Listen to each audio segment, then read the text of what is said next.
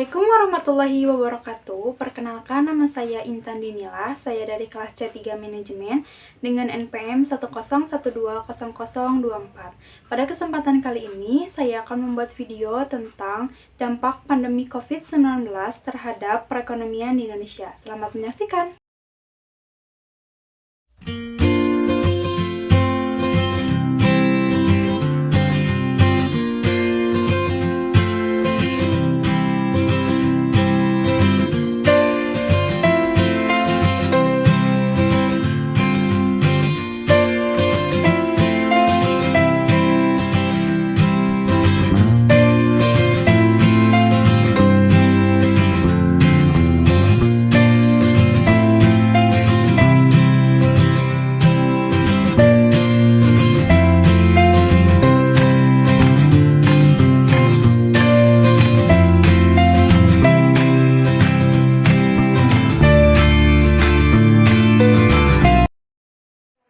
Sejak awal tahun 2020, tepatnya pada bulan Maret, Indonesia dihebohkan oleh salah satu fenomena, yaitu pandemi COVID-19.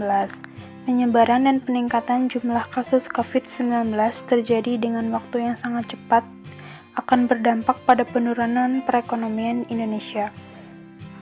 Dampak pada sektor ekonomi akibat pandemi COVID-19 di Indonesia antara lain terjadinya PHK, terjadinya PMI Manufacturing Indonesia, menurunnya impor, peningkatan harga atau inflasi, serta terjadi juga kerugian pada sektor pariwisata yang menyebabkan penurunan okupansi.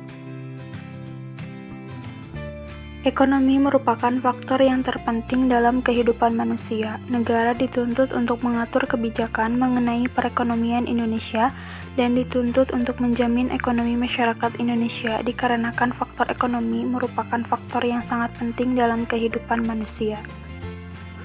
Pada tahun 2020, COVID-19 menjadi perhatian yang sangat besar bagi bangsa Indonesia. Banyak kerugian yang ditimbulkan dari pandemi ini yang berdampak pada perekonomian Indonesia. Dampak pada sektor ekonomi pada masa pandemi COVID-19 di Indonesia antara lain terjadinya PHK besar-besaran, terjadinya penurunan impor, terjadinya inflasi, terjadinya keterbatalan penerbangan yang mengakibatkan penurunan pendapatan di sektor tersebut, serta pada 6.000 hotel telah terjadi penurunan penempatan okupansi. Hal tersebut mengakibatkan kehilangan devisa pariwisata. Bentuk nyata yang dapat dilihat dari dampak COVID-19 terhadap ekonomi di Indonesia adalah terjadinya PHK. Banyak karyawan yang dirumahkan dan berbagai perusahaan terancam bangkrut. Jika pandemi ini berlangsung lama, kemungkinan besar jumlah tersebut akan terus bertambah. Akibat hal tersebut, banyak aspek-aspek lain yang terkena, antara lain pekerjaan harian lepas, pelaku UMKM, usaha restoran, dan usaha lain yang melibatkan banyak orang. Dampak ini secara otomatis akan mempengaruhi penurunan daya beli masyarakat, yang mana perputaran uang akan menjadi sangat minim di tengah masyarakat, serta pada saat yang sama juga produksi akan terbatas dan menyebabkan defisit perdagangan. Namun, selain dampak negatif, COVID-19 juga memberikan dampak positif bagi Indonesia, yaitu terbukanya peluang baru bagi pasar ekspor selain Cina. Dengan ini, pemerintah bisa memanfaatkan dengan baik agar investasi tetap stabil walaupun pertumbuhan ekonomi yang terjadi saat ini sedang terancam secara global. Dampak lain dapat terlihat juga pada sektor pariwisata, yaitu hotel, restoran, maupun pengusaha retail. Hotel mengalami penurunan okupansi hingga 40%. Wisatawan yang sepi juga berdampak pada rumah makan atau restoran sekitar yang konsumen biasanya adalah wisatawan tersebut. Sektor pariwisata yang lemah juga berdampak pada industri retail. Daerah yang terdampak pada sektor retail antara lain yaitu Jakarta, Manado, Bali, Kepulauan Riau, Bangka Belitung, dan Medan.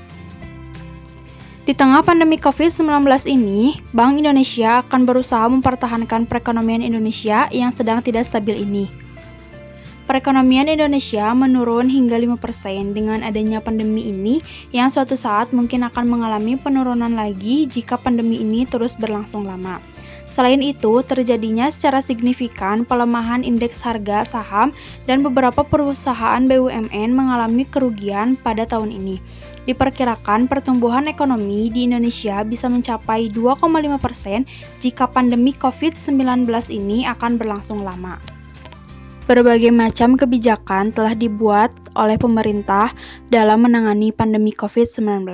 Kebijakan yang ada tersebut secara langsung berdampak positif, namun secara tidak langsung juga dapat menimbulkan dampak negatif.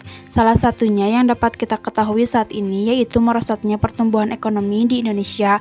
Dampak pada sektor ekonomi di Indonesia akibat dari pandemi ini adalah terjadinya PHK, terjadinya PMI Manufacturing Indonesia, menurunnya impor, peningkatan harga atau inflasi, serta terjadinya kerugian pada sektor pariwisata yang menyebabkan penurunan okupansi.